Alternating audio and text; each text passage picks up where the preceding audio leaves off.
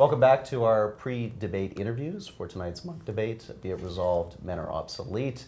We've got Camille Paglia. She's an iconic writer of a number of best-selling books. We all know them well. An academic, and I love this, Camille. You are a columnist with the Hollywood Reporter.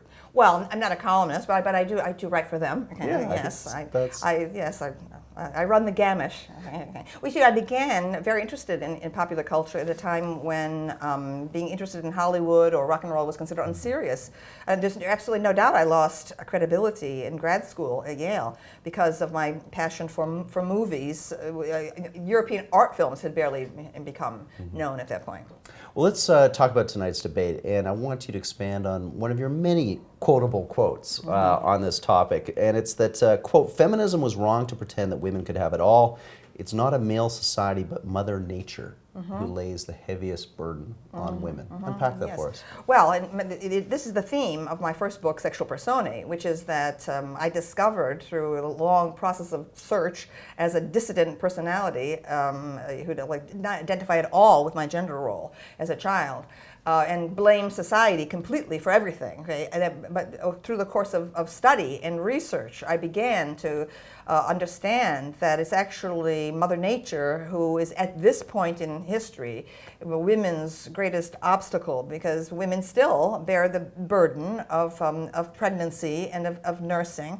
And so I think that women's lives are those who want to have children, their lives are categorically different than those of men who can take on fatherhood as almost a kind of a social duty. It's a social responsibility. These are social acts that a father does. But a woman who is pregnant is involved, okay, with the fetus in a way that is absolutely primal, that is instinctual. There are biological forces that take her over. And oh my Lord, if you raise this issue, okay, the feminists today, 99% of them squawk and scream and say that this is a conservative reactionary position. No, this is a realistic position, okay? And feminists are in a state of delusion, okay? And the feminist movement is losing ground the longer it denies this overwhelming fact of nature. Now, I believe, as the Marquis de Sade did, as Oscar Wilde and Baudelaire and Gautier did, my masters, that it is our obligation as human beings to defy nature if necessary. Okay? But one cannot deny nature's power and nature's existence. Universities around the world are now teaching this rot to undergraduates and to graduate students, okay, that gender is nothing but a fiction, an arbitrary invention. Yes, they would use the word construction, imposed, right, by oppressive institutions on people. And this is like absolute madness.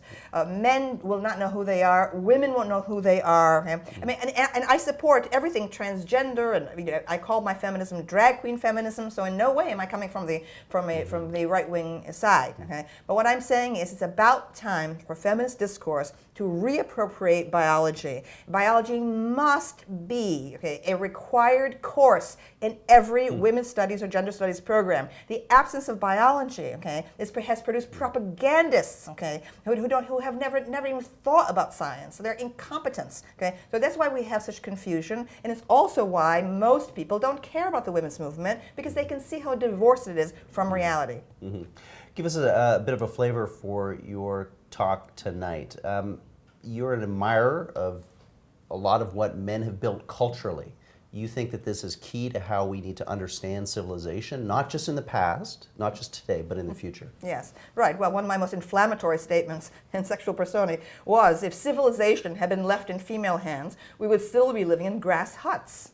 And no one thought through what I was saying. I was saying, in effect, that all of the greatest works of life-defying, risk-taking enterprises, all of these things, okay, have been the product of men. Why Sexual Personae presented the thesis that men have been driven to create because of their more ambiguous sense of identity. Women know who they are from the moment their menstruation begins at puberty. They don't have to prove who they they are, right? But men always have to prove it again and again and again with every erection, with every sex act. They have to prove it again and again and again. So I'm saying that men are, heterosexual men in particular, okay, wandering the world, okay, finally finding the woman of their dreams, and it's just a vision of their mother, okay, and the sex act is going back to the womb, okay.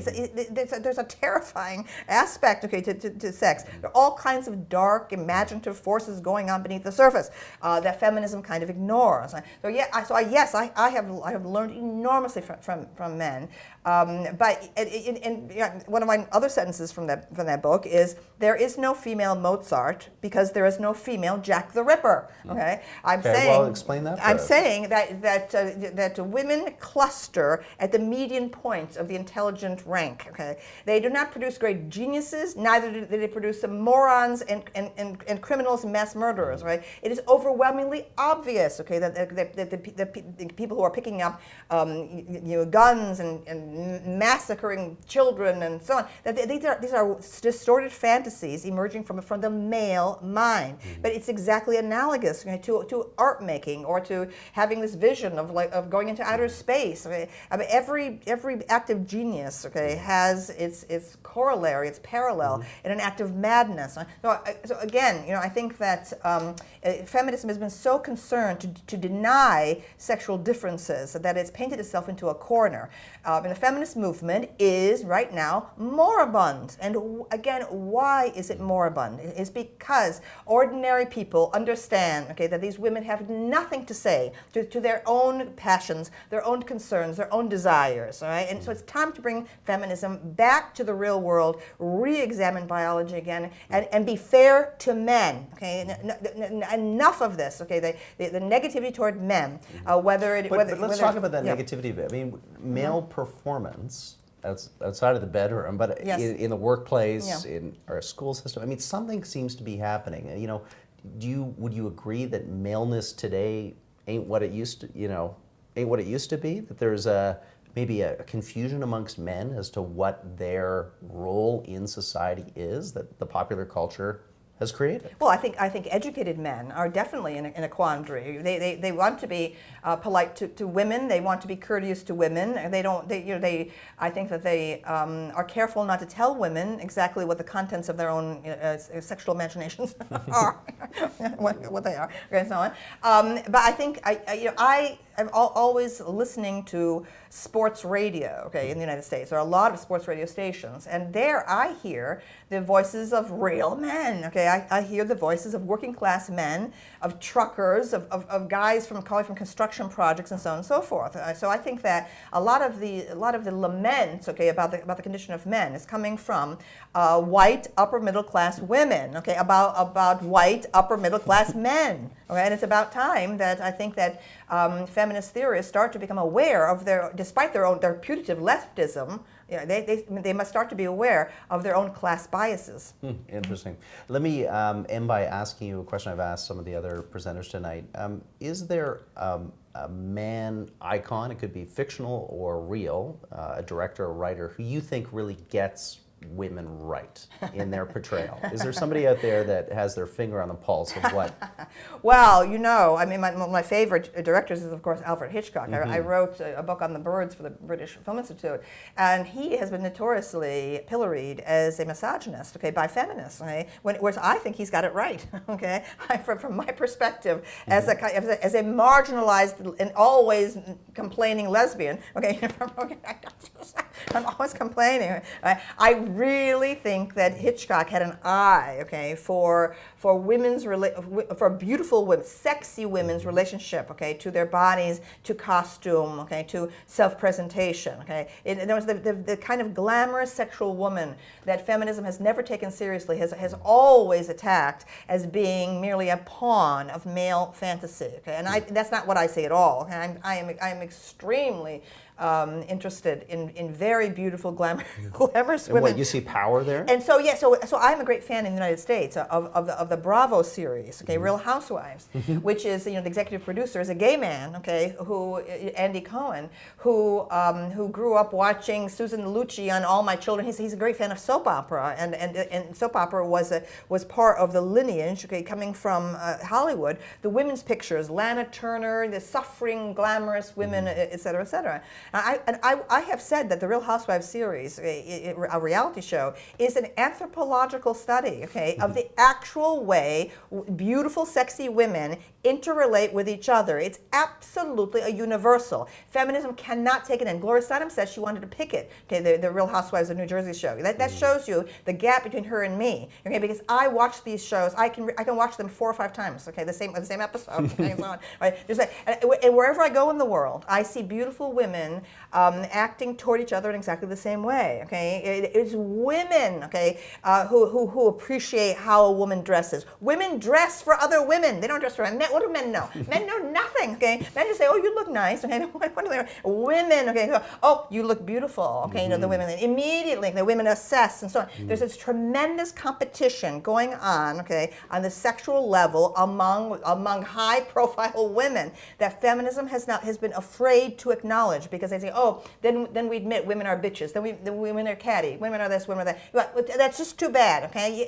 Yes, I do, okay, worship, okay, the beautiful, glamorous woman. Time, okay, conquers all, okay? Beauty fades. Beauty is transient. That is why we value it. This is what the ancient Greeks knew about beautiful boys, okay, right? And beautiful, perfect athletic bodies, et cetera, et cetera. Right. So to me, feminism's failure to acknowledge that beauty is a value in itself, and that even if a woman manages to achieve it for a particular moment, okay, she has contributed something to culture, okay? And that's and thank heavens for photography and for movies that preserve forever the beauty of certain women, okay, at their absolute peak, whether it's Catherine Deneuve or Elizabeth Taylor, or the great stars of the 1930s, Jean Harlow, Rita Hayworth, at her peak, et cetera, et cetera. Okay? So my entire frame of reference is closer to that of the mass audience that goes to movies, okay, than it is to that of feminist theorists. Okay. Well, Camille, you've given us a terrific taste of what we're going to hear tonight. Oh, well, I must stage. No, I have to be polite tonight. Well, not too polite. This is a Canadian audience, okay, and I must rein myself in. But okay. don't do what Canadians do, which is start violently agreeing with each other. Okay, I'm counting on you to All right, take on your opponents. Look, thank you for watching these pre-interviews. It was always the proper mission of feminism to attack and reconstruct the ossified social practices that had led to wide-ranging discrimination against women. But surely it was and is possible for a progressive reform movement to achieve that without stereotyping, belittling, or demonizing men. History must be seen clearly and fairly. Obstructive traditions arose not from men's hatred or enslavement of women, but from the natural division of labor that had developed over thousands of years during the agrarian period and that once immensely benefited and protected women, permitting them to remain at the hearth to care for helpless infants and children. Over the past century, it was labor-saving appliances invented by men and spread by capitalism that liberated women from daily drudgery. What is troubling in too many books and articles by feminist journalists in the U.S., despite their putative leftism, is an implicit privileging of bourgeois values and culture. The particular focused clerical and managerial skills of the upper middle class elite are presented as the highest desideratum, the ultimate evolutionary point of humanity. It's the end of men because men are failing in schools and women are succeeding. In nearly every country on all but one continent, women are getting about 60% of college degrees, which is what you need to succeed these days. And boys start to fall behind as early as first grade, and many of them just can't catch up. It's the end of men because the traditional household, which was propped up by the male breadwinner, is quickly vanishing. Women and men learn their social roles at home: man hunter, woman gatherer, man breadwinner, woman homemaker. But that whole hierarchy is completely broken down. Now we have a new global type called the alpha wife, a woman who earns more money than her husband. In the 70s, this was a totally rare breed. You could rarely find her. And now she makes up about 40% of American couples. Women are occupying positions of power that were once totally closed off to them. The premiers of Canada's 4 biggest provinces, the head of Harvard, the COO of Facebook, the newly appointed chairwoman of the Fed, Janet Yellen, who got her job basically because Larry Summers said that women were not that good at math. Well, I just, as a student of history, I just have a sense of foreboding about, processes that are at work in the world.